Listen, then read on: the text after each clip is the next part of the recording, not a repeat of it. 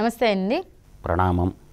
జగన్మోహన్ రెడ్డి గారు అందరికీ నమ్మక ద్రోహం చేశారు అని చెప్పుకోవచ్చు. అది ఎలా అంటే అధికారంలోకి రాకముందు అందరికీ కూడా అంటే బీసీలు కానీ, మైనార్టీలు కానీ, దళితులకు కానీ వాళ్ళ ఓటు బ్యాంక్తో గెలిచిన జగన్మోహన్ రెడ్డి గారు వాళ్ళకి చాలా చేస్తానని, ఎన్నో పథకాలు తీసుకొస్తానని, చంద్రబాబు నాయుడు గారి కన్నా కూడా పథకాలు ఎక్కువ ఇస్తానని, ఆయన కన్నా కూడా అభివృద్ధి ఎక్కువ చేసి చూపిస్తానని అయితే చాలా నమ్మబలికారు.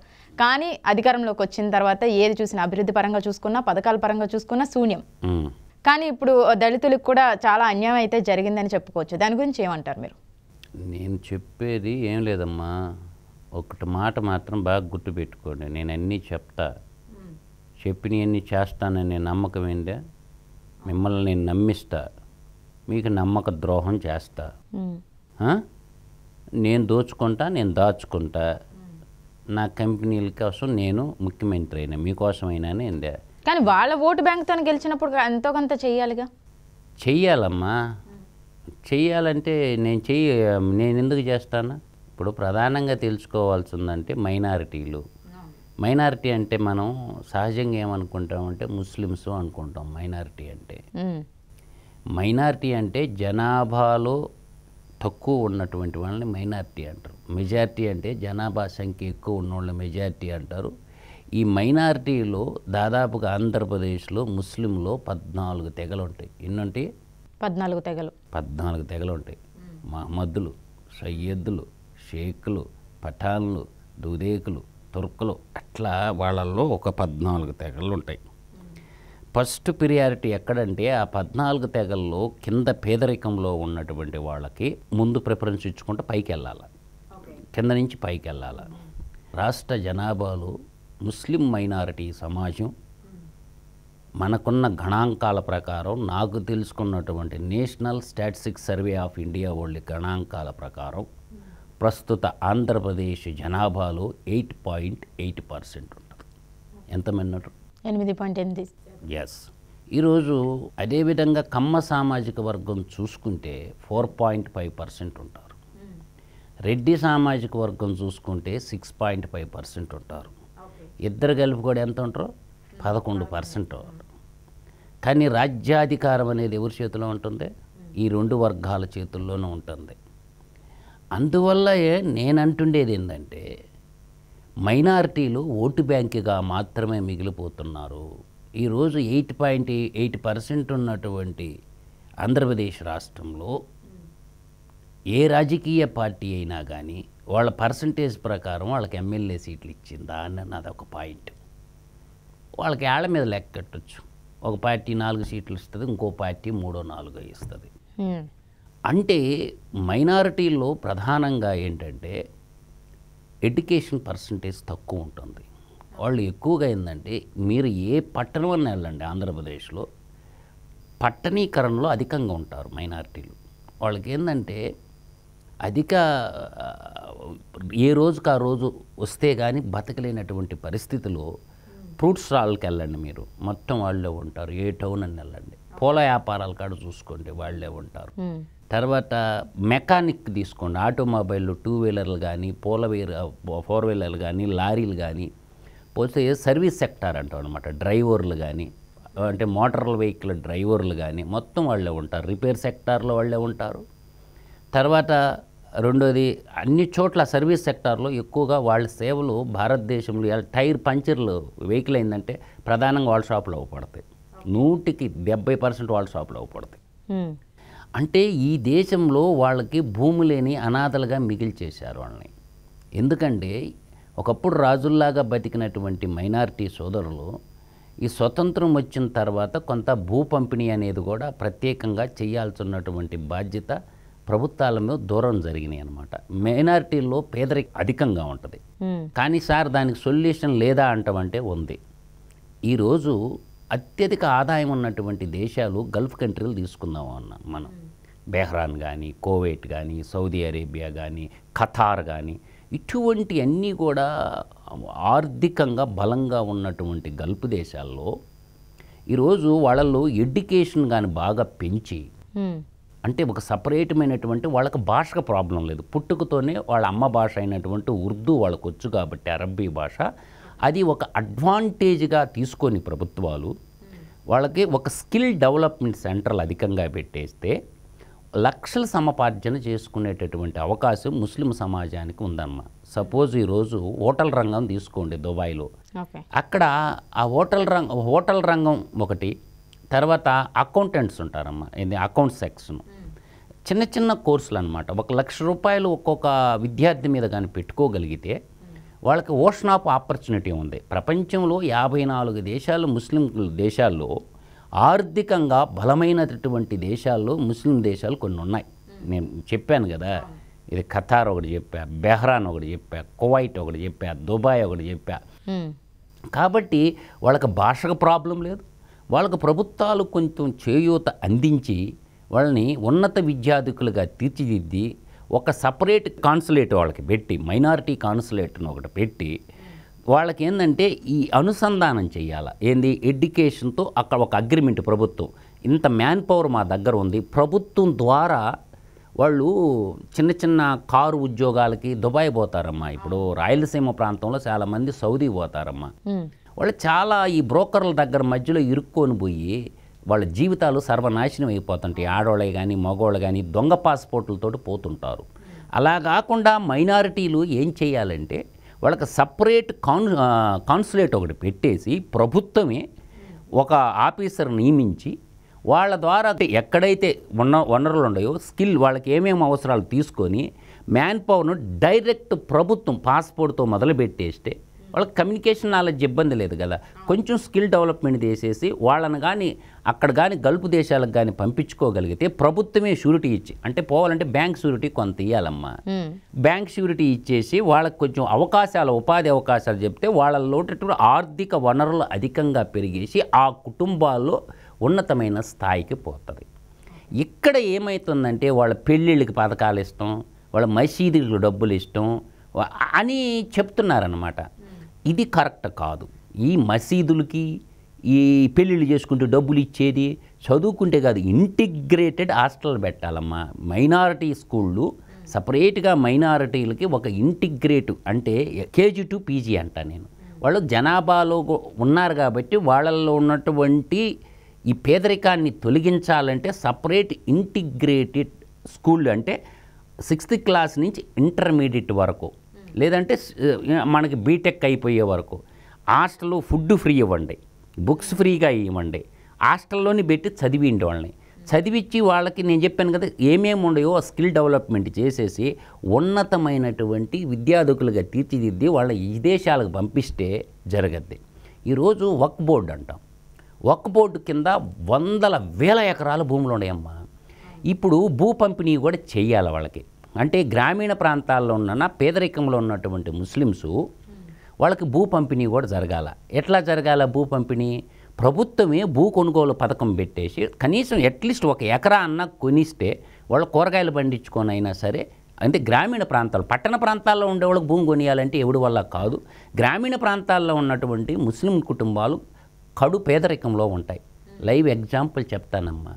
మా గ్రామంలో నాగూర్బాయ్ అని 2 అబ్బాయిలు, 1 పాప, 3 వాళ్ళు బట్టలు గుట్టుకుంటూ ఉండేవాళ్ళు. మా నాన్న దగ్గరకు వచ్చి మేము టొబాకో వేసేటప్పుడు పెద్దన్న నేను కూడా పొగాకు వేసుకుంటాను, వేసుకోపోరా 2 ఎకరాలు అని చెప్పి 2 ఎకరాలు పొగాకు వేసుకొని వాళ్ళ 3 పిల్లల్ని ఉన్నత విద్యార్థితులు తీర్చిదిద్దాడమ్మా. బట్టలు గుట్టుకుంటా భార్యాభర్తలు ఇద్దరు. ఈరోజు హైదరాబాదు మహానగరంలో సర్దార్ పటేల్ నగరంలో ఇవాళ ఓ పెద్ద కొడుకు కానీ చిన్న కొడుకు కానీ వాళ్ళ అమ్మాయి కానీ 3 ఒక్కొక్కరు ₹1 కోటి పెట్టి ఇల్లు కొన్నారు హైదరాబాద్లో. ఒక దర్జీ లైవ్ ఎగ్జాంపుల్ చెప్తాను నేను. మా నాన్న దగ్గరకు వచ్చి పొగాకు వేసుకుంటాను పెద్దన్న అంటే ఆశ్రయం ఇచ్చాడు. అంటే కొంచెం ఆలోచన చేసే ఒక కుటుంబాన్ని పైకి రావాలంటే ఈరోజు ఆ పిల్లోళ్ళు ఆ ముస్లిం సమాజంలో ఎడ్యుకేటెడ్స్ అయ్యారు కాబట్టి పేదరికం నుంచి దూరం అయిపోయి ఈరోజు మా గ్రామాల్లో ప్రతి ఇంటోళ్ళు ఆయనకు డబ్బులు ఇవ్వాలమ్మా. నాగూర్బాయికి ఏదన్నా 10,000, 1,00,000, 2,00,000 వ్యవసాయ పనులకు అవసరమైతే నాగూర్బాయి ఇంటికి పోతే మనకు డబ్బులు చిక్కతీయరా అనే స్థాయికి ఎదిగాడు. ఒక తిండికి లేని స్థితి నుండి ఈరోజు కూడా డబ్బులు స్థాయికి ఎదిగాడు. ఎక్కడి నుంచి వచ్చింది ఇది? పిల్లలు ఉన్నత విద్య చదువుకోవటం వల్ల, ఉన్నత ఉద్యోగాల్లో సెటిల్ అయ్యటం వల్ల ఆ పిల్లలు వాళ్ళ నాన్నని భద్రంగా చూసుకుంటే ఈ రోజు కూడా బట్టలు కుడతారు అమ్మ వాళ్ళు, అంత కోటీశ్వరులు అయినా కూడా. ఇది లైవ్ ఎగ్జాంపుల్ అమ్మా. ఇది కావాలంటే ఎవరేం చెక్ చేసుకోవచ్చు. కలిగిరి మండలం పోలంపాడు గ్రామంకు పోయి నాగూరుబాయి ఇంటికి పోయి తెలుసుద్ది. ఇప్పుడు కూడా బట్టలు కుట్టుకో, కానీ కోటీశ్వరుడు అయిపోయాడు. అంటే నేను అనేది విద్యానామ నరస్య రూపమధికం ప్రచ్ఛన్న గుప్తధనం విద్య యశస్సుకరి భోగకరి విద్య గురుణాం గురురహ విద్యాబుద్ధజనో విదేశగమనే పరదేవత రాజ్యసాను పూజ్యతే నహిం ధనం విద్యాహీన పశువహ అన్నాడు భక్త మహర్షి గారు. విద్యా పద్ధతిలో చెప్తాడు. అందువల్ల ఏంటంటే వాళ్ళ దగ్గర శక్తి ఉందమ్మా, ఎనర్జీ ఉంది, అన్ని రంగాల్లో ముందుంటారు. ఇలా ఆటోమొబైల్ రంగంలో కొద్దిగా వాళ్ళకి ఫండ్స్ అరేంజ్ చేసి ఒక మెకానికల్ షాప్ పెట్టించేసి ప్రభుత్వాలు 0 ఇంట్రెస్ట్కి 1 లక్ష 2 లక్షలు ఫ్రూట్ బిజినెస్ చేసుకుంటారు. వాళ్ళకి షూరిటీలు కూడా తక్కువ ఉండి లోన్స్ కూడా పెద్దగా రావమ్మా. అందువల్ల ముస్లిం సమాజంలో పేదరికాన్ని పారదోలాలంటే విద్య అనేది ఒక ఆయుధంగా వాడుకొని తద్వారా ప్రభుత్వం ఇచ్చి ఈ దుల్హన్ పథకాలు తర్వాత ఏందే మక్కాకి యాత్రకు డబ్బులు, యాత్రలకు కాదు డబ్బులు ఇవ్వాల్సింది. ఇప్పుడు తిరుమల తిరుపతి దేవస్థానం పోతారమ్మా హిందువుల, వాళ్ళు సొంత డబ్బులు పెట్టుకొని పోతారు. యాత్రలకు డబ్బులు ఇచ్చేదేంటి? దానివల్ల ఏం ఉపయోగం ఉండదు, డబ్బులు వేస్ట్ తప్ప. ఇప్పుడు దుల్హన్ పథకం ఉందమ్మా, పెళ్లి చేసుకుంటారు. పెళ్లి చేసుకునేదానికి డబ్బులు ఇచ్చేదేంటి? వాళ్ళకి సపరేట్గా పెళ్ళికి డబ్బులు, ఇల్లురా భయ్ పెళ్ళికి కాదు, అమ్మాయికి ఒక ఇల్లు గిఫ్ట్గా అయ్యి ఆ అమ్మాయి ఇప్పుడు 10,000 రెంట్ కట్టాలమ్మా. ఏ టౌన్లో అయినా నెల్లూరు కానీ ఇప్పుడు రాజమండ్రి కానీ గుంటూరు 10,000 లేని ఇల్లు వస్తుందా? వాళ్ళకి ఒక ఇల్లు 10,000 చొప్పున 1,20,000 బతికినంతకాలం వాళ్ళకి ఏటా 1,20,000 మిగిలినట్టేగా. వాళ్ళకి ఒక ఇల్లు ఇవ్వు, వాళ్ళకి విద్య ఇవ్వు, అది చేయాలి. కానీ పెళ్లి చేసుకుంటే 10,000 ఇష్టం, లచ్చిష్టం ఈ కాదు, ఈ కాకలబుల్ స్టోరీలు చెప్పకూడదు. మైనారిటీ నాయకులు కూడా అడగాల్సింది ఏంటంటే ఉర్దూ యూనివర్సిటీ అమ్మ 145 ఎకరాల్లో చంద్రబాబు నాయుడు గారు ఫౌండేషన్ వేసాడమ్మా. దానికి ఈ దుర్మార్గుడు కట్టలేదమ్మా, అది అడగాల. అర్థమవుతుందా? వక్ఫ్ బోర్డ్ ల్యాండ్స్ ఉన్నాయి, భూములు అవన్నీ కబ్జాకు గురైపోయినాయి. వాటి మీద సర్వే చేసి ఆ భూములన్నీ పేద ముస్లిమ్స్కి పంచేయాలా, ఎట్టా అమ్మకుండా లీజ్కి ఇచ్చేయాలా, ఏదో పని చేసుకొని తినండిరా అని చెప్పి ఈ వక్ఫ్ బోర్డ్ ల్యాండ్లు దాదాపుగా 31,524 ఎకరాల భూములు, 31,524 ఎకరాల భూములు అన్యాక్రాంతం అయిపోయినాయమ్మా. ఆ 31,524 ఎకరాల భూములు తలా ఎకరా పంచుంటే దాదాపుగా 31,524 కుటుంబాలకు భూమి వచ్చేది కదమ్మా. ఎవడో బలిసినోళ్ళు వీళ్ళందరూ దోచుకోవటం అంటే దుర్మార్గం కదమ్మా అది. అందువల్ల ఏంటంటే నేను చెప్పేది ఏంటంటే ముస్లిం సమాజంలో కూడా ముస్లిం పెద్దలు అందరూ కూడా ఆలోచించాల్సింది ఏంటంటే వాళ్ళల్లో స్కిల్ పవర్ ఎక్కువ ఉంటుందమ్మా. ఏది ఇప్పుడు ఆర్టీసీ బస్సులు సర్వీసింగ్ ఇవ్వాలా, వాళ్ళకి ఇవ్వండి. 108 ఉంటాయి కదమ్మా వాహనాలు రిపేర్కి వస్తాయి, ఆ సర్వీసింగ్ వాళ్ళకి ఇవ్వండి. ఎన్ని రకాలుగా వాళ్ళకి హెల్ప్ చేయొచ్చో ప్రభుత్వం దగ్గర ఉంటుందమ్మా. నేను అనేది 8.8% వాళ్ళ పాపులేషన్ ఉంది కదమ్మా. ఆ 8.8% బడ్జెట్లో దియమ్మ 3 లక్షల కోట్లు బడ్జెట్ పెట్టిండుగా మన బుగ్గన రాజేంద్రనాథ్ రెడ్డి బడ్జెట్ పెట్టిండు కదమ్మా. దాంట్లో కనీసం 50% వేసుకోమ్మా. ఇది 8.4లో సగం ఎంత? 4.4. పోనీ 3% అలాట్ చేసిన బడ్జెట్ నిధుల. వాళ్ళు 8.8% పాపులేషన్ ఉన్నారు కదా జనాభాలో, కనీసం 3% పెట్టుకున్నా కూడా ఎన్ని వేల కోట్లు వస్తాయమ్మా వాళ్ళకి?